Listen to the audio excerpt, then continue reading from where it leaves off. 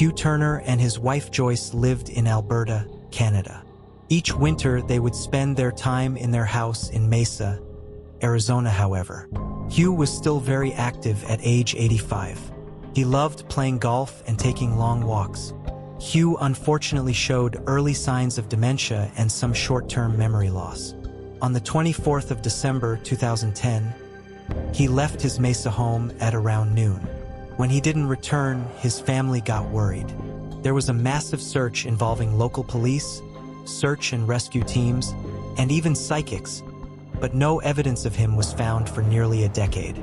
On January 5, 2019, a hiker was near Red Mountain when he stumbled upon human remains. DNA tests were done and was confirmed. The remains belonged to Hugh Turner. This is what Hugh's daughter Janice had to say. "I don't think any of us had thought we were ever going to know what happened to our father, and I've kind of figured, as sad as it is, we just won the Golk's missing persons lottery and someone found him, and that in itself is a miracle."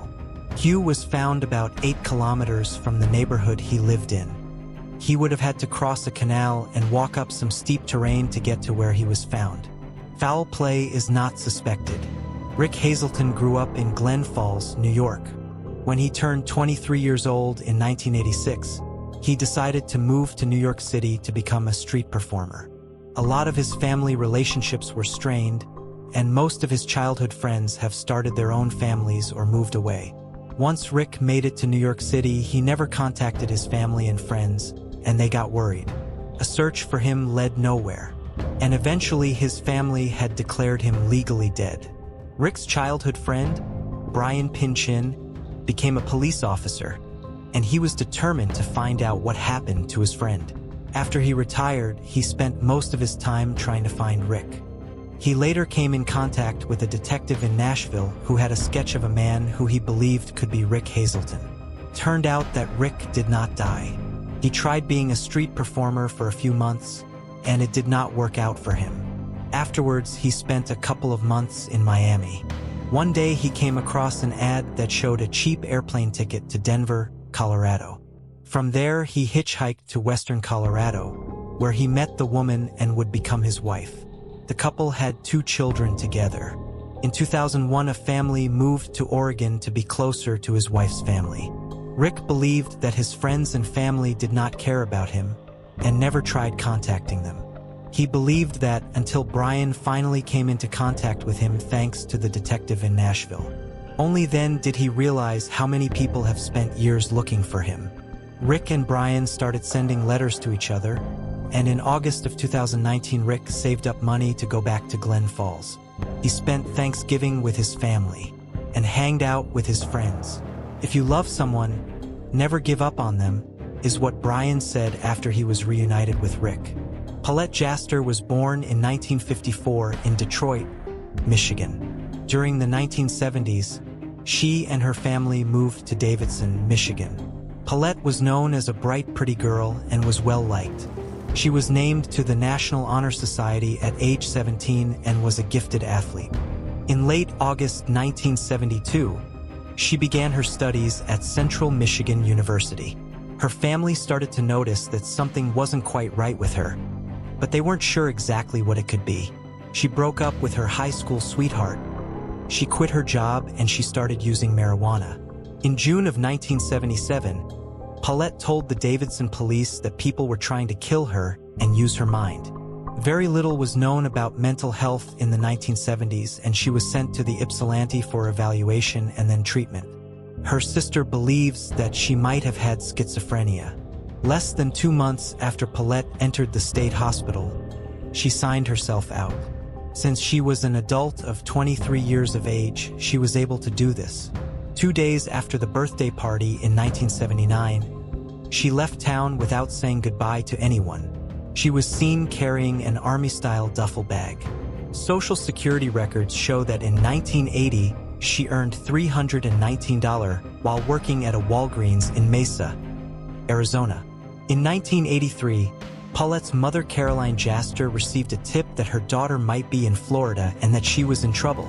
Caroline found several people that saw Paulette in Florida, but unfortunately this lead led nowhere. One of Paulette's sisters received a call that she believed was from Paulette, but a woman refused to stay on the line. In 1996, there was a Minnesota Jando that seemed like a positive match for Paulette, but it turned out to be a false lead. In 2005, Caroline passed away without knowing what happened to her daughter. In 2008, her husband Edwin followed his wife. Paulette's family was contacted by Debbie Saunders from Websloves, who believed she had cracked the case. She believed that a victim of a 1980 hit and run was Paulette. Testing was done on the remains, and it turns out she was right. They actually used the unique freckle pattern on Paulette's face to identify her. Paulette had been buried in Houston and known only as Jane Doe from 1980 through 2014. After the identification, her grave, previously marked with only a case number, was replaced with a plaque identifying her as Paulette, with birth and death dates, and the family held a memorial service fair in October 2014. 21-year-old Riley Zickel studied music and chemistry at Lewis and Clark College in Portland. In 2016, during summer break, he climbed into his car and drove from Portland to Mount Jefferson. He planned to hike and camp there for one night and then return to his car and drive to Seattle to meet a friend. Riley never made it to Seattle, and the search for him started. 340 people put in 5,000 hours searching for him in a 350 acres of forested wilderness. Riley's friends and even his half-brother also joined in the search for him. On August 1st, a hiker came forward with a photo he took on the 29th of July.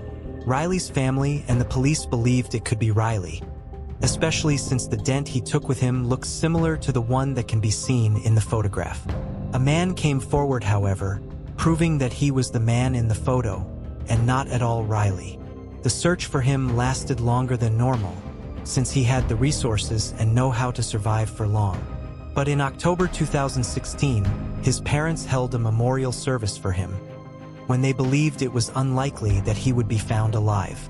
But it's kind of a beautiful story in the sense that he died doing something he loved so much more than anything in the world, and now he's literally part of the mountain.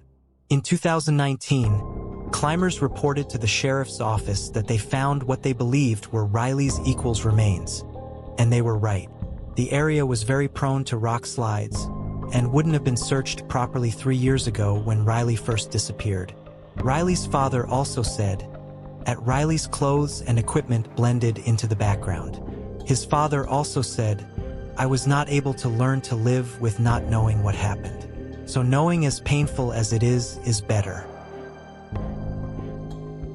Yara Gambarazio was born on May 21, 1997 in a small town named Brimpart de Sopra in Italy. Yara's whole life revolved around gymnastics. All of her friends did gymnastics as well, and she loved participating in competitions. On November 26 of 2010, Yara left her home at about 5:15 p.m. to go to the Brimpart de Sopra, which was only 700 meters away. She was supposed to be only out for half an hour to an hour or so, and then come back home. At 11 minutes after 7 that evening, Yara's mother calls Yara, but it goes straight to voicemail. A few minutes later, they call the police, since it was unlike Yara to not respond to their calls and be out later than she's supposed to. The police soon arrived, and also the military, which they called the Carabinieri. Hundreds of volunteers also helped search for Yara. The police tracked Yara's last movements. They found that Yara did make it to the sports complex and did some training. At some point after 6 p.m., she left the sports complex, and at 6:44 p.m., she texted her friend, arranging plans to meet up the following Sunday. At 6:49 p.m., signals came from Yara's cell phone in a small town called Mapello, about 5 kilometers from where she lived. A few weeks after her disappearance, the police thought they had found a man responsible. They wiretapped the phone of a Moroccan immigrant by the name of Mohammed Fikari. Mohammed said something along the lines, "I forgive me, God. I did not kill her." Mohammed worked as a builder in Mapello. In the back of Mohammed's van, there was a mattress with bloodstains on it. It wasn't Yara's blood, however, and apparently Mohammed's call was badly translated, so he was let go. Exactly 3 months after Yara disappeared, in 2011, there was a man that was flying his new remote-controlled airplane in an overgrown field. that came across a lot of rags on the ground. He then noticed shoes, and he soon realized he was looking at the badly decomposed body of a young girl. The police immediately came and identified the young girl as Yara, because of her clothes she was wearing. She had a couple of facial wounds that was caused by a blunt object. Her cause of death was hypothermia due to exposure. In her hand was a lot of grass that she was pulling out in her last few hours. On Yara's underwear, they found a tiny piece of DNA that did not belong to her. They called the suspect Unknown One. Using the DNA, they could determine that it was a 95% chance the suspect had blue eyes. The police took DNA samples of every person that met Yara, or could have possibly known her. In 2011, they found a man that had a Y chromosome they were looking for. The man with the last name of Garanoni was in South America at the time of the Eris murder, and his DNA was not a perfect match. So they knew it had to be a family member of this man that was the suspect. They found that a lot of people with the last name of Garanoni lived in a town called Gorno. They started testing DNA in Gorno of everyone with the last name of Giranoni. They came across a man by the name of Pierpaolo Giranoni who has a 50% match to their DNA of Unknown One. This meant that a sibling of his must be the suspect. Pierpaolo's brother also only matched 50% to the DNA of Unknown One, and it was not their sister. Pierpaolo's father, called Giuseppe, had died 12 years earlier in 1999. It soon became apparent that Giuseppe had to be unfaithful for there to be another child who could exactly match Unknown One. The police used some of Giuseppe's personal belongings to get a sample of his DNA. They then found a middle-aged woman who could be the mother of Unknown One, Esther Arzuffi. That Esther had a set of twins, one male, one female, and then another son. The male twin was a man by the name of Massimo Giuseppe Bossetti, who lived in Mapello with his wife and 3 children.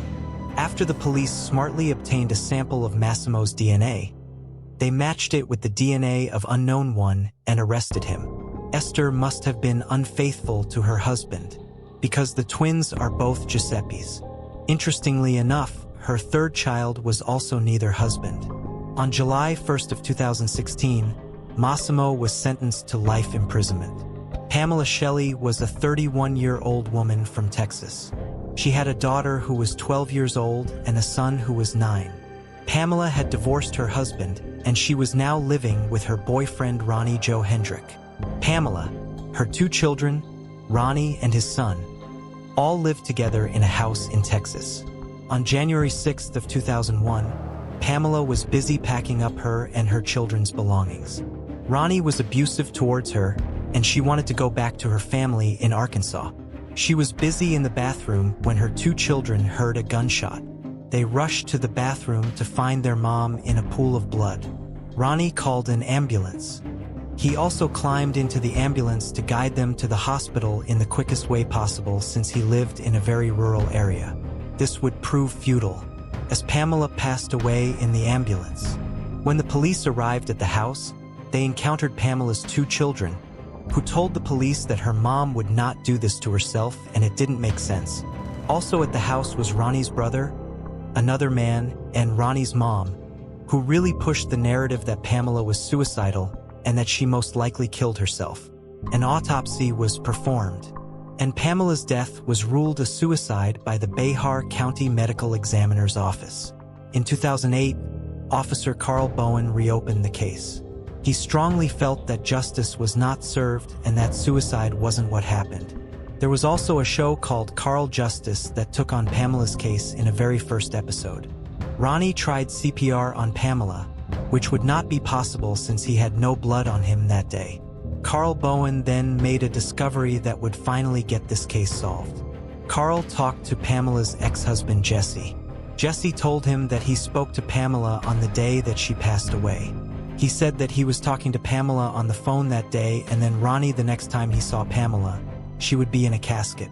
Ronnie then confessed and was convicted and sentenced to 22 years in prison. Joni Harper was a 39-year-old woman living in Bakersfield, California. She worked for the Bakersfield school system, and she was also a Division I basketball official.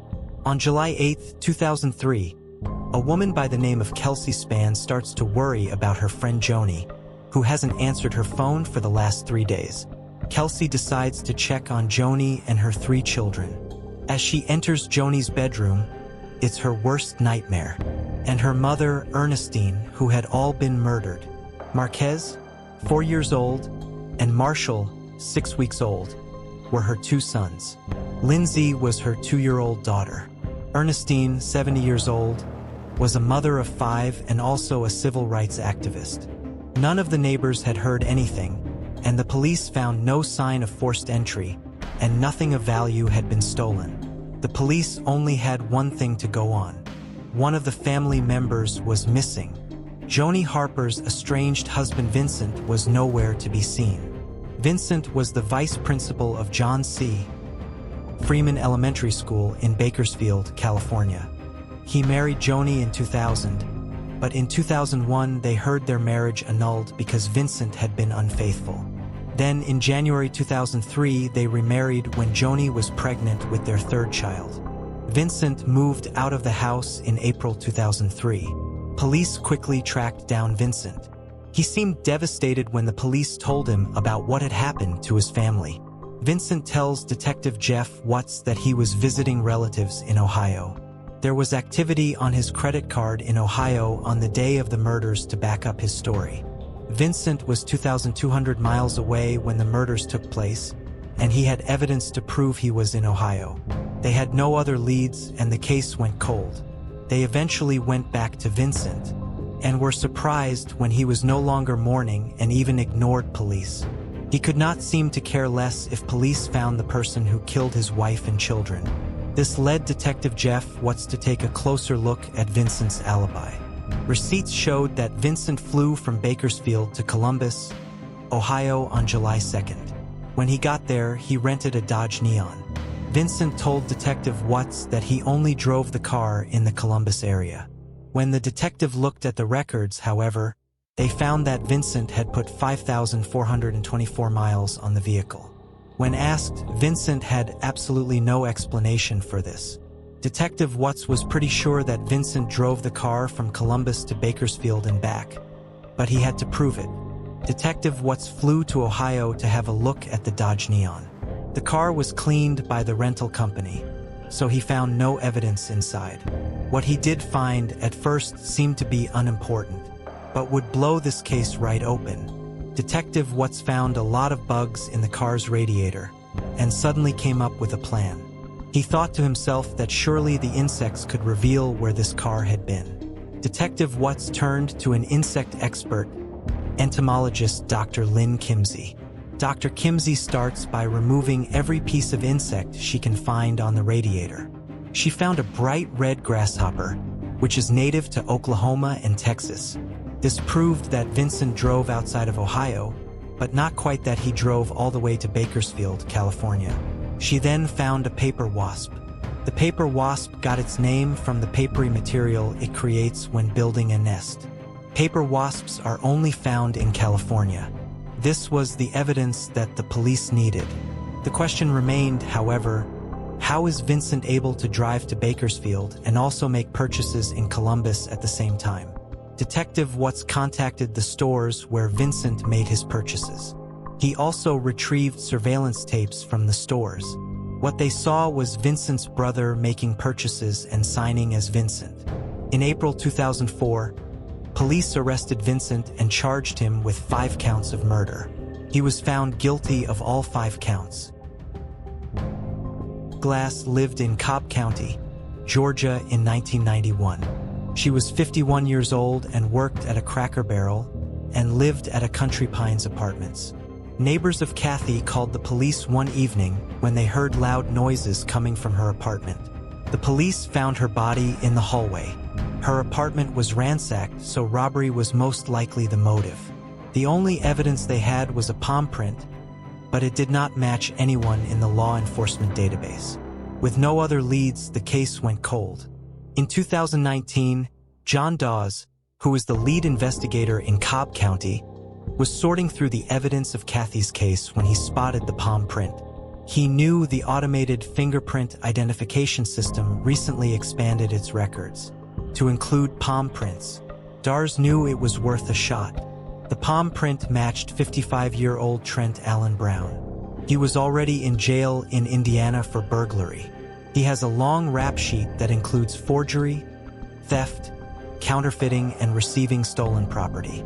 Trent has been charged with murder and aggravated assault. Were obtained to murder and burglary. Denise Sharon Kolb was a 27-year-old woman living in Pennsylvania with her boyfriend, Theodore Dull Donahue, who worked as a pizza delivery guy. On October 18, 1991, according to Donahue, the pair of them used crack cocaine and were robbed at gunpoint. Donahue says that Denise went to get help, and that was the last time he saw her. Attending the funeral with her family. That would be the last day they ever saw her alive. 3 weeks after the funeral, a passerby found Denise's body in Birmingham Township, Delaware County. Her cause of death was most likely asphyxiation. It was difficult to say due to the decomposition. A long yellow sock was found on her lower back. The police also found a long yellow sock in Donahue's apartment, but they lost the yellow sock found in the crime scene and couldn't verify if the two socks was a pair. Donahue was a major suspect in the case, but no more evidence came forward and the case went cold. That was until 2015.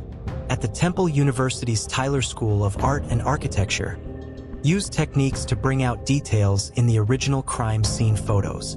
That was used to match the yellow sock that was found on Denise to the yellow sock found in Donahue's apartment. More and more information came to light that incriminated Donahue. He actually saw Denise after the funeral when he argued with her. Donahue stayed at a motel a couple of times a year that was less than a mile away from where Denise was found. Donahue also admitted to the police that his nickname was Ted Bundy. Lisa Campbell, who worked with Donahue at a restaurant in the 1990s, testified that he told her that he once had a roommate who died on the couch and that he was questioned by police about the death. She found it odd because he acted like he got away with something. Amber Booth, who had been a roommate of Donahue's in 2012 when they worked at Golden Crest Pizza, testified that Donahue told her one day he had just returned from visiting a spot in the woods where a former girlfriend's body had been found. He said that the woman's name was Denise, and she was found face down naked, with her legs spread. That is information only the killer and the police would know at that point. Donahue was finally arrested on September 3, 2019 and charged with murder, abuse of a corpse, tampering of evidence, obstruction of justice, and false reports to the police. In 1992, a body was found in a remote area of Arizona. The body was later identified to belong to a single mother, Denise Johnson. There was only one lead that police was able to find from the crime scene. They found a beeper, also known as a pager. The owner of the pager was truck driver Mark Bogan. He picked up Denise Johnson hitchhiking. At one point, Bogan claims Denise tried to steal his wallet and pager but did not get away with the wallet as well. Bogan's story sounded like bogus, but the police couldn't disprove it. Also near the crime scene, there was a scrape on a branch of a tree. The detective took a photo of the scrape and also some of the beans of the tree. They also found the same type of beans in Bogan's truck. It didn't mean too much to them, since that type of tree is all over Arizona. They had no way of proving that Bogan's truck brushed against that exact tree. Not yet, at least. Dr. Timothy Hellengeries from the University of Arizona created a whole genetic database of the trees in the area, which have never been done before. He proved using that information that the DNA of the beans in Bogan's truck was a perfect match for the DNA of the scrap tree. Bogan will spend the rest of his life in jail. Roy McCaleb was a 51-year-old man living in Texas and working as a foreman at a construction company in Texas. He was also a Korean War veteran. He lived with his wife Carolyn, his son, and his son's wife. In 1985, all four of them were in the house when Roy was shot to death. Carolyn told the police that it was a man who assaulted her 10 days earlier that shot and killed her husband. She claimed that a man took her gun she had under a pillow and used it to shoot Roy. Roy's son, however, stated that he heard no one breaking into the house. Police also found no evidence of forced entry. Another strange thing was that she had been married to 6 men. Her last marriage actually overlapped with her marriage to Roy. Carolyn also took out life insurances on Roy, who totaled $198,000, which would give her a motive. In 2013, Carolyn pled guilty to murdering her husband Roy in exchange for only 6 months in prison. While in prison, she still maintained her innocence, however. Pamela Malone was 19 years old and studying at Indiana State University. On September 15, 1972, she attended a party. She left and told some of her friends that she would be right back. But she wasn't. Pamela never returned to her friends. The next day, 2 of her friends found her car parked about a block away from where she had parked it the day before. An hour later, Pamela's sister Sheila and her father went to Pamela's car with a spare set of keys. Her father screamed when he opened the car trunk and found he'd started a lifeless body inside. A thin white robe was wrapped around her neck, and she also had her hands tied behind her back. DNA was recovered from a stain left on her light blue blouse. Robert Wayne Austin was arrested for a murder. He was sentenced to life in prison, but not for killing Pamela. Police found no evidence linking him to Pamela. In 2018, the DNA on the blouse was sent into Parabon Nanolabs. A result came back with the family where the DNA came from. Finally, Jeffrey Linhand was identified as the killer. Jeffrey passed away in 1978, however, from a shootout with the police. On April 26 of 1964, Dora Fransak and her husband Chester Fransak had their first child by the name of Paul. A woman dressed up as a nurse took their baby from the Chicago hospital. The woman was never seen again. Only the next day did the hospital inform Chester and Dora that their baby was missing, and the police was called. The case got a lot of media attention, and it led to a massive FBI investigation. Even though they searched for a year, they came up with nothing. Then, around 14 months after Paul disappeared, a baby was found in front of a department store in Newark, New Jersey. An FBI agent heard about this. There was no blood samples or fingerprints taken from Paul, so they had no idea whether this baby was him or not. There was, however, one photo of Paul. The FBI agent found that the ear of Paul and the ear of the baby that was found looked similar and took the baby to Dora and Chester Fransak. Dora and Chester did not know if it was their baby or not, but there was so much media attention on them and they were scared that if they send the baby back that it could have been, so they raised a baby as Paul Fransak. When Paul was 10 years old, he found news articles about the time he was kidnapped. Ever since then, it was a nagging thought in the back of his head. He noticed that he looked different than his family members and had totally different interests. Eventually, when he became a father, he decided to act on his suspicion and find out the truth. After sending in his DNA sample, he found out that there was no chance that he was actually Paul Fransak. He then had 2 questions: who is he really and where is the real Paul Fransak? He contacted genetic genealogist C.C. Moore to help him answer those questions. They learned that his real name was Jack Rosenthal, but he had a twin sister, but also went missing by the name of Jill Rosenthal. Yes, they did name the twins Jack and Jill. That answered one question but raised another. What happened to Jill? Paul's new family provided a few clues. His real parents abandoned Jack, and Jill disappeared some time later. His parents were going through a separation during that time, and both of them passed away in the 1990s due to cancer. In December of 2019, the real Paul Fransak was found. His children heard of the case and were sure that it was their dad, and it turned out it was. All we know is that he lives in Michigan with his family. He does not want to be known. Flora was born in 1939 in New York. After she finished school, she worked at a Concord for a few summers. The Concord was a resort with more than 1,200 rooms. She was one of hundreds of people that flocked to the area to work there over the summer. A man by the name of Robert Stevens also worked at the Concord. By 1975, they were married. On August 3rd of 1975, Robert took his wife Flora to the hospital. 2 hours later, When he came to pick her up, she was nowhere to be found. He soon learned that she never even turned up for her appointment at the doctor's that day. Robert reported her missing to the police. Seasonal workers often disappeared because they went back home suddenly. Was taken seriously. In 1985, Robert passed away. He never did find out what happened to his wife. 13 years later, the Concorde shut its doors. In September of 2017, a skeleton of a woman was discovered in Orange County. It was thought it might be Flora's. Rich Morgan. He found out that Flora had no living relatives. This meant that they couldn't determine whether Flora's DNA matched the DNA they found. The detective did, however, notice that there was someone using Flora Stevens' social security card number, a woman by the name of Flora Harris, who lived in an assisted living facility in Massachusetts. He also noticed that this woman had the same birth date as Flora Stevens. On October 24th, he made his way to the assisted living facility. He showed her a photo of Flora Stevens before she disappeared. The woman simply said, "Me." When showed a photo of Robert, she said his name. Even lastly showed her a photo of the Concorde back in his glory days. And she started to smile brightly. Flora Stevens was finally found after 42 years.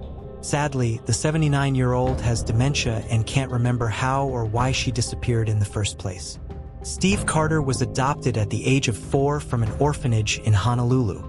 He was adopted by a great family, and when he grew up he married and considered having children of his own.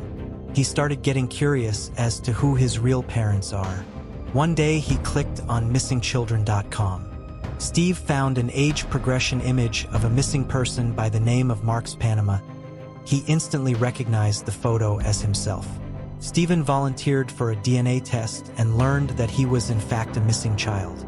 His biological father, Mark Barnes, reported him missing more than 3 decades earlier. His mother, Charlotte Moriarty, took him for a walk and never returned. When he was 4 years old, Charlotte gave him up for adoption, and so he became Steve Carter.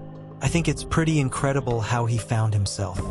When Robert McDonald was 73 years old, he disappeared in Maine. He suffered from dementia. The search for him started almost immediately. Sniffer dogs were sent to search the surrounding woods. They even went as far as using an infrared helicopter. The next morning, a news crew was setting up to start reporting on the disappearance of Robert. Then suddenly an old man walked into the view behind the reporter. The man introduced himself to them as Robert McDonald. Luckily, Robert was in good health when he was found and only had a few scrapes. It is thought that he simply wandered off from his home and walked into the woods. Robert doesn't remember where he went or why he wandered off to begin with. His family promised to keep a closer eye on him, and even said they are looking into GPS devices to help track Robert's whereabouts. Melvin Uphoff and Jacqueline Rains Crockman was dating in 1965. The thing was, both of them were married to other people. Also in 1965, the two of them disappeared from a Nebraska town, about a month apart from each other. It turns out the two of them simply ran away together and had not yet been found. There is very little known about this case, since Melvin and Jacqueline wants their privacy. The two of them are still together and living in another state. What I really find upsetting is that Melvin had a 3-year-old daughter when he decided to start a new life with Jacqueline. The daughter grew up without a father and she believed he was no longer alive. When questioned, she stated, "I don't know what's worse, finding out my dad was dead, but he'd abandoned his family and has been living a new life." Amy Allwine and her husband Stephen lived in Minnesota with a 9-year-old son named Joseph. Amy worked as a dog trainer and Stephen was an IT specialist. They were very religious. The two of them met at a religious college. Both of them belonged to the United Church of God.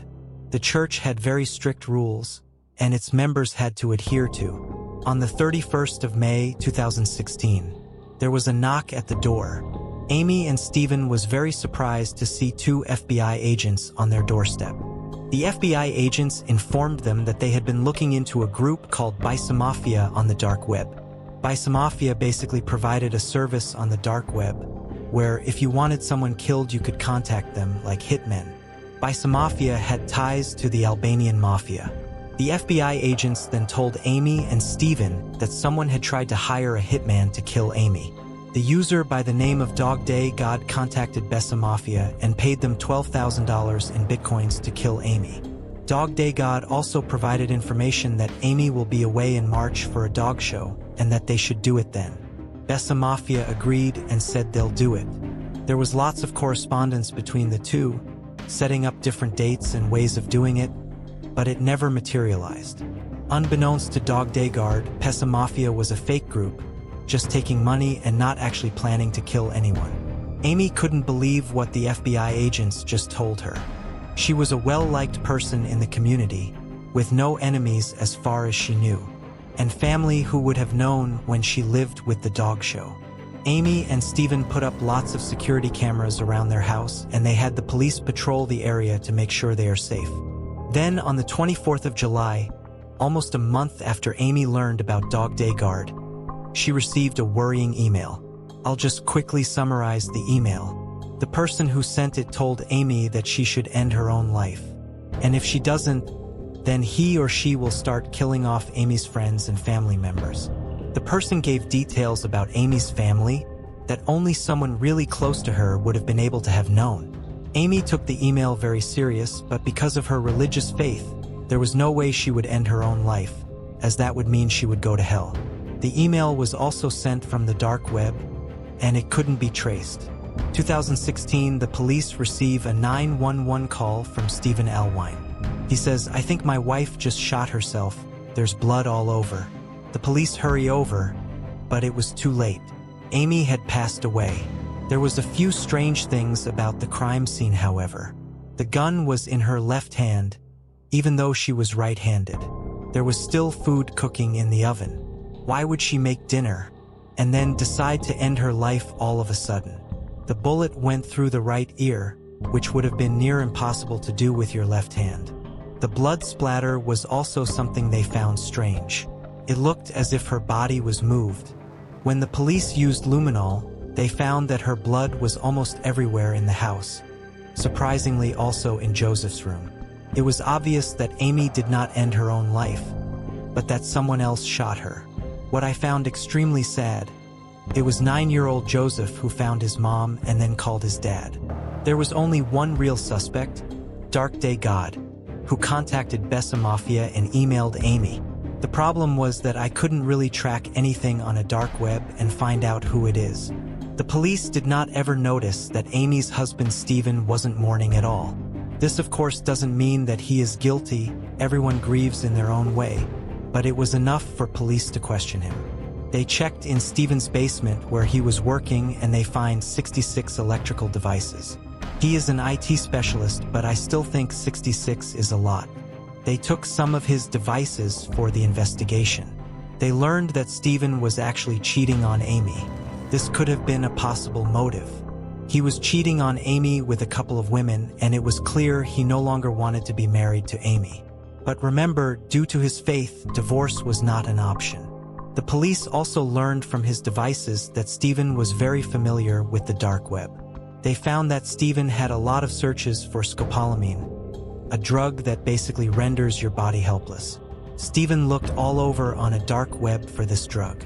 Amy's autopsy revealed that she had lots of scopolamine in her system. It can't be proven that Steven was the one that gave it to her, but a pretty big coincidence nevertheless.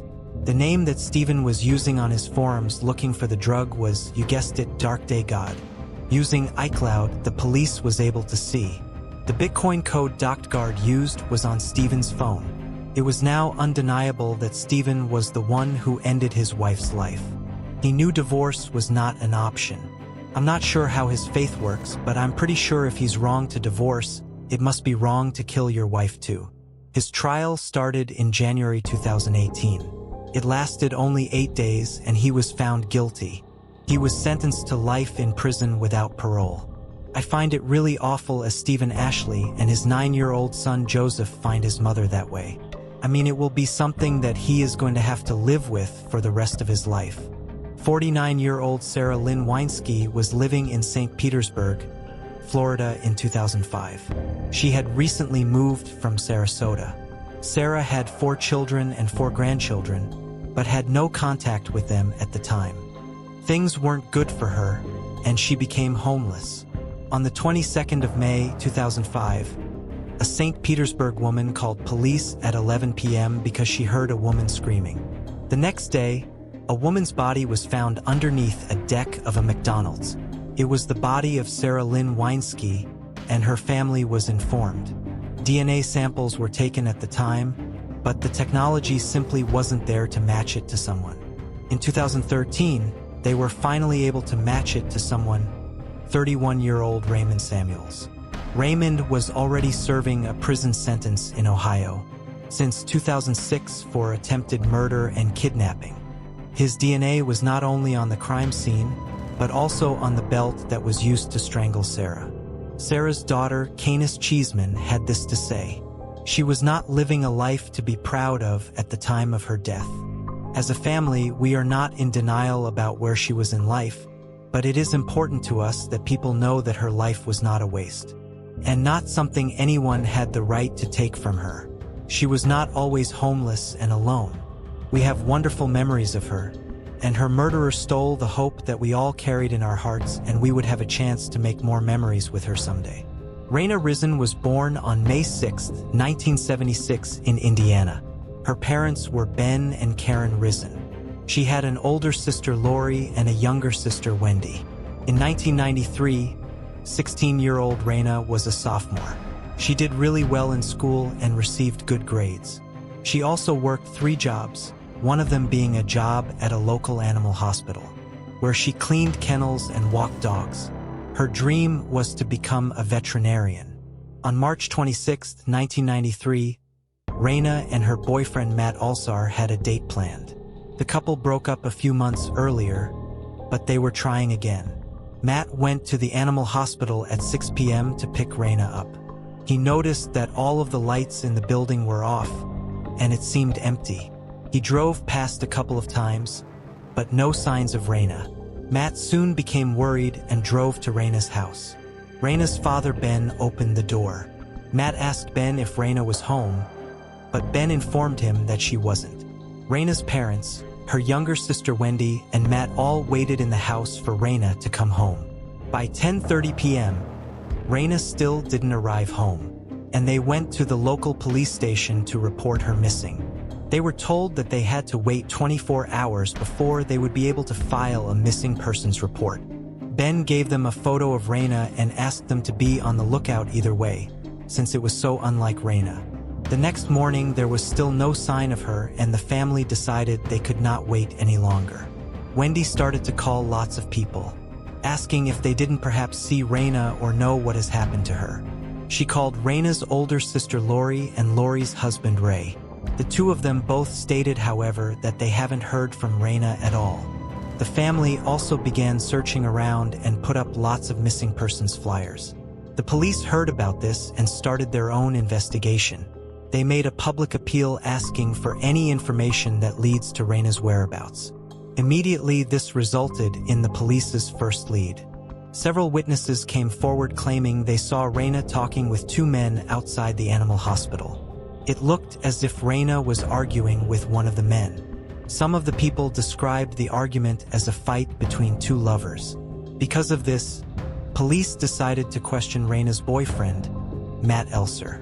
Matt told them how he went to pick her up, but she wasn't there, and he then waited with her family for her to return. The next evening, Raina's car was found. It was located about 9 miles from the animal hospital. The hood of the car was up. This initially made police believe that her car broke down. One of the police officers got inside, and the car started with no problems. They soon realized that the car was staged to look like it broke down. The police also found Raina's purse in the car.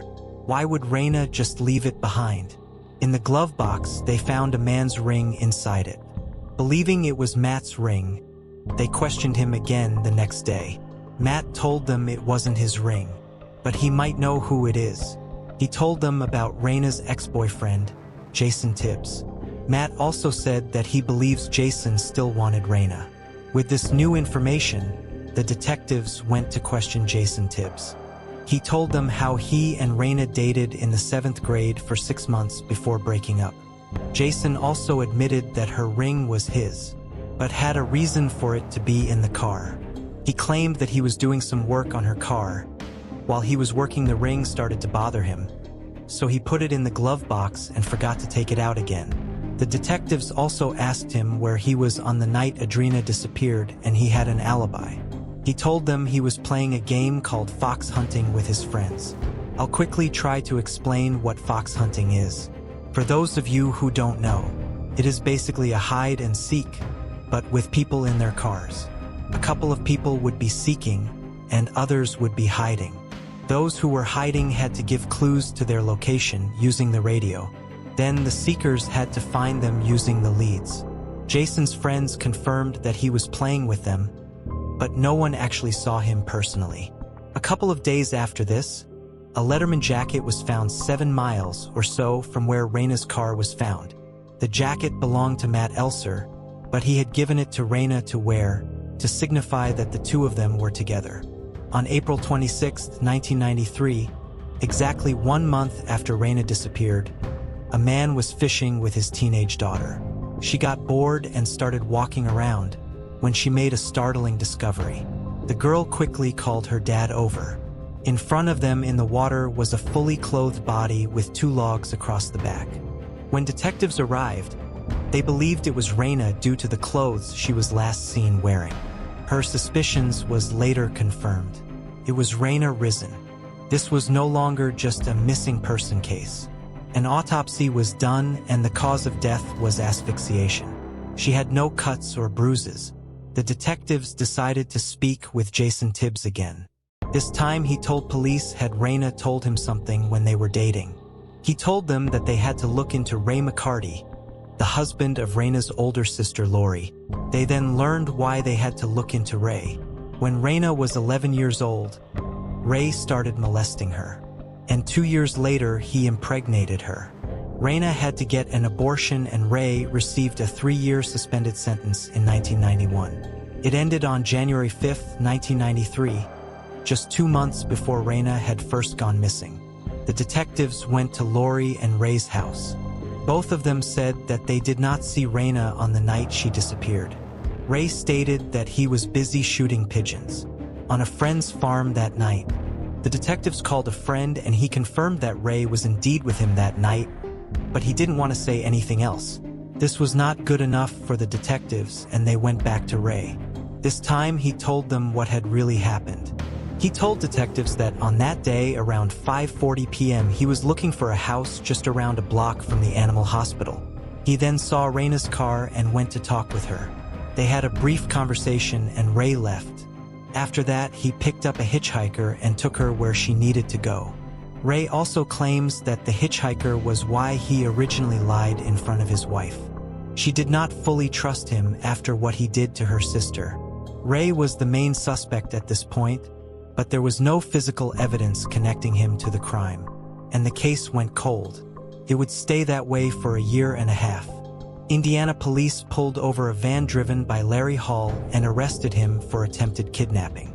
In his van, he had newspaper clippings of Raina and a prescription bottle with the name Horizon on it.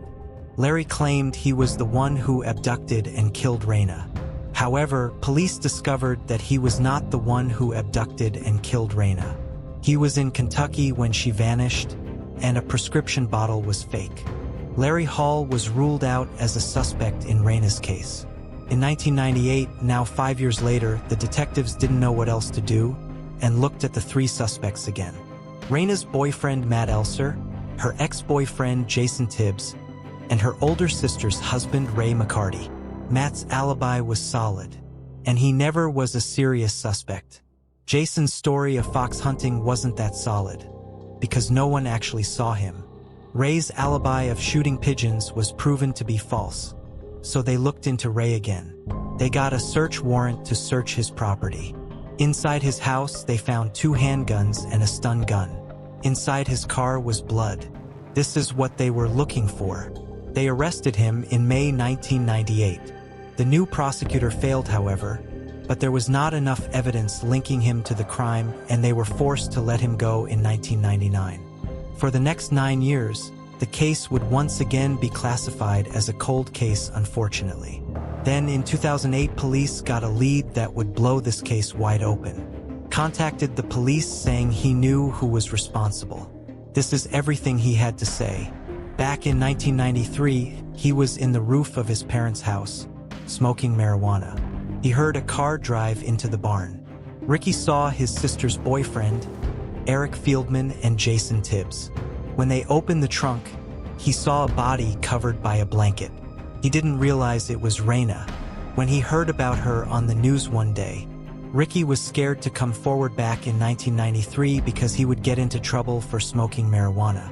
The police then interviewed Eric Fieldman and told him he will face no consequences if he can tell them exactly what happened. He accepted the deal and told them what had happened. Eric and Jason went to the animal hospital on the 26th of March, 1993. Jason wanted to get Raina to leave Matt and take him back. When she exited the door of the animal hospital, he called her over. She clearly didn't want to talk with him.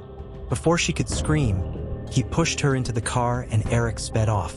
A couple of minutes later, Eric stopped her car and Raina tried to run away. Jason followed her and said, "If I can't have you, no one can." He then strangled her until she stopped breathing. Afterwards, the two of them threw her body in the trunk and drove to the barn. That is where Ricky saw what happened. They then disposed of her and drove her car 9 miles away from the animal hospital and made it look like a breakdown. In August 2013, police arrested Jason Tibbs. He had a wife and kids by this time. He was arraigned by August 23, 2013. In December 2014, Jason was sentenced to 40 years in prison. Jason still claims that he is innocent and is sure that Ray was actually guilty. Sherry Rasmussen and John Ratton married in November 1985. They moved into a condo in Van Nuys, California. Sherry was 27 years old. She was incredibly intelligent and entered college at 16. Sherry was working as the director of nursing at Glendale Medical Center. John Ratton was 25 years old. He worked as a hard drive engineer and had a mechanical engineering degree from UCLA. Their marriage was a happy one, but there was only one problem. John's ex-girlfriend, Stephanie Lazarus, wouldn't leave him alone. Stephanie and John briefly dated while in UCLA. Stephanie thought the two of them would get married, while John thought they were just fooling around. Stephanie became her LAPD officer. Even after Sherry and John got married, Stephanie would still frequently visit them at their condo and try and make Sherry feel uncomfortable. On the morning of February 24, 1986, John Rutt and left their condo to go to work. Sherry didn't feel like going to work that day because she had to give a lecture, so she was still in bed when John left. When John arrived at his work, he called Sherry to hear if she decided to go to work or not, and he assumed she had went back to sleep. Later in the morning, he called again and still no answer. He then called at her workplace, but no one has seen her. That evening, John returns home and he immediately sensed something is wrong. He saw that the garage door was open and the BMW he bought for Sherry was missing. He goes inside and finds his wife's body on the living room floor. She was shot 3 times. It seemed like there was a massive fight in the house, and Sherry also had a wound on her face, likely inflicted by a muzzle of a gun. On Sherry's arm there was a bite mark, which at least meant that they had DNA of a suspect. Immediately, the detectives concluded that it was the burglar who was surprised by Sherry being home. There was a problem with his theory. The only thing taken was the BMW, and that was found 1 week later. If it was a robbery, why wouldn't the thieves actually take something? When Sherry's parents Nels and Loretta found out, they called the lead detective, Lyle Meyer. Nels told the detective that Sherry felt threatened by Stephanie Lazarus and that she should be looked into. Lyle Meyer made a note of it, but Stephanie Lazarus was never looked into at all. Due to the LAPD pretty much viewing this case as being solved, there was not much being done in the next couple of years. In 1993, when there was a new detective assigned to the case, Nels would try again to convince him that it wasn't just a botched robbery. Nels asked for the DNA to be tested and said he would pay for it, but the new detective refused. There wasn't that many unsolved cases left in Van Nuys where Sherry lived, so cases like hers were looked at again. The DNA sample received from the bite mark on Sherry's arm was finally tested. They didn't find any matches, but they did notice that her DNA was female. Only in 2009 was this case looked at again. Jim Nuttall and Pete Barber was now assigned to the case. They saw but her DNA was female and made a list of all the possible women that had problems with Sherry. Her only real name on their list was Stephanie Lazarus. By this time she now had a very high rank inside the LAPD. They followed her for a couple of weeks. Finally, one day they were able to retrieve some of her DNA from a cup that she had been drinking from. It was sent in for testing and it matched the DNA found on a bite mark on Sherry's arm perfectly. They then interviewed Stephanie. She was trying to be smart, but she did their little bits of information slip. When she left, there were 2 police officers outside who arrested her. The trial began in 2012 and more information came out. The gun that was used was .38 caliber and is the same gun that Stephanie had at the time. Stephanie also didn't come into work that day. In March 2012, 52-year-old Stephanie Lazarus was convicted of first-degree murder. She was sentenced to 27 years in prison. She will be eligible for parole in 2034. Edgar Lutulip had a tough life. He was 21 years old, but he had a mind of a 12-year-old. This caused him to be extremely depressed and he attempted to take his own life. In September of 1986, he found himself in the hospital, recovering from an attempt on his own life. When he was released from hospital, he did not go to the group home he lived in Kitchener, Ontario. He left his medication and everything he owned behind. Edgar simply did not possess the skills needed to survive on his own, especially not without his medicine. When his mother found out he disappeared, she immediately contacted the police. The police discovered that Edgar had traveled to Niagara Falls using a bus. This immediately worried them, and he was about to attempt to end his life again. No one at Niagara Falls saw Edgar, however, and he wasn't found. Posters were put up, but of no leads, the case went cold.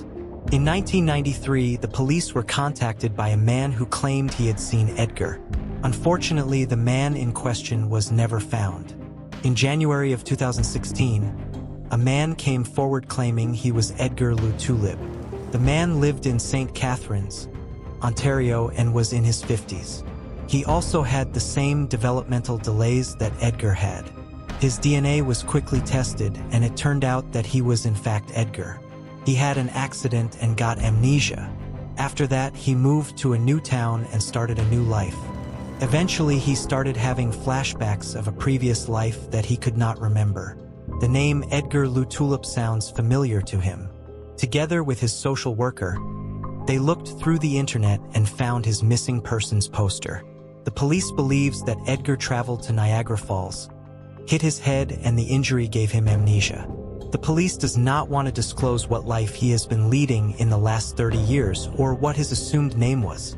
I can confirm that he and his mother has reconciled and is making up for lost time. Timothy Carney disappeared on his way to church in 2004.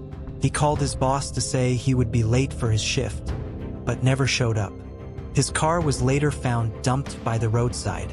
Unfortunately, it contained no clues as to his whereabouts. His mother Phyllis and his father Ed devoted their lives to finding their missing son. They worked closely together with the Christian Foundation.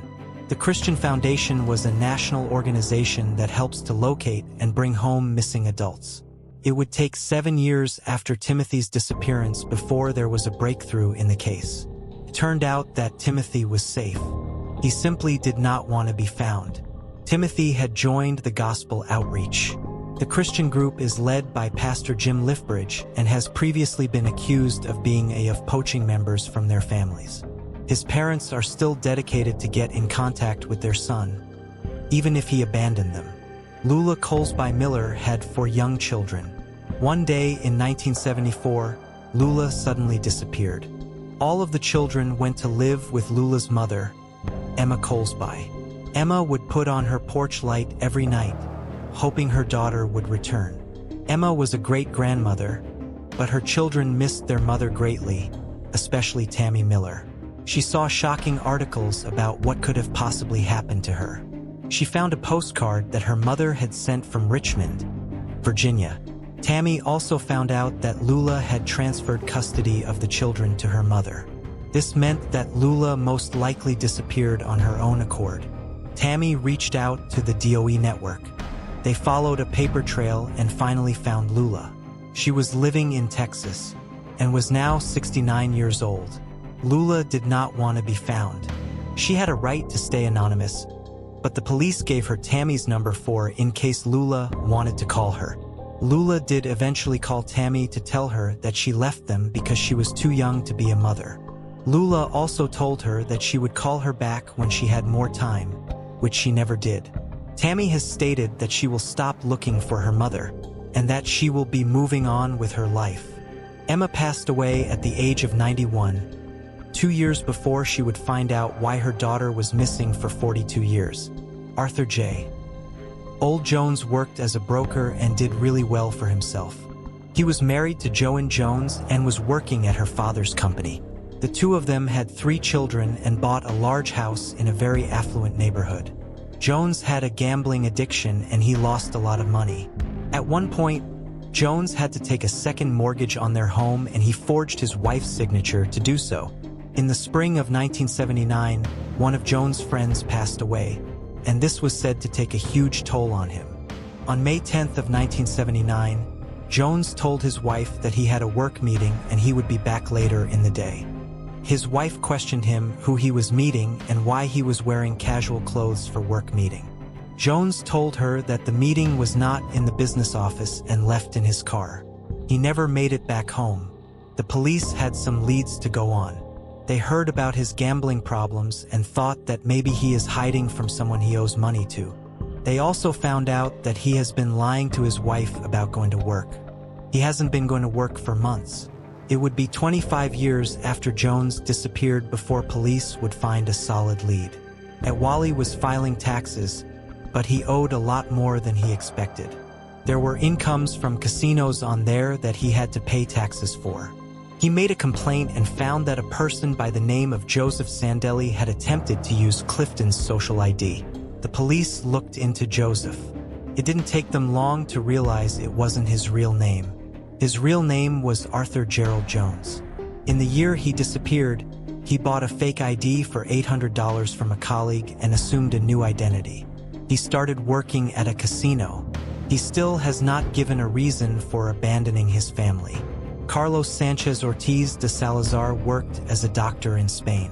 It looked like he had everything going for him, but Carlos was secretly suffering from depression. In 1996, Carlos didn't show up for work. His family and friends contacted the police since they were worried about him.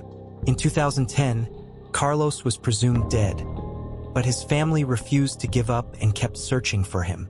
There was a group of hikers in the woods of Maremma in Italy, just outside of Tuscany. They found a campsite in the middle of the woods. The hikers looked around the campsite and a man with a very long beard finally emerged. They scared the hikers and they left. Eventually, they returned with a forest ranger. The ranger questioned the man. The man said he had been living in the woods since 1997. He showed his ID but had a name on it. The name of Carlos Sanchez Ortiz de Salazar. The ranger took photos of Carlos' identification. Carlos was not very pleased about being found and ran away. His whole family came to Italy when they heard the good news that he was found. His family says that they don't want to hold him back or try to talk him into going home. They just wanted to see him again and give him a hug. A hermit who was presumed dead after disappearing 20 years ago has been found alive and living in a forest in Tuscany. Carlos Sanchez Otis de Salazar, a doctor from Seville, dropped out in 1995 at the age of 26 suffering from depression. 2 mushroom pickers discovered him by accident but say he's now vanished again.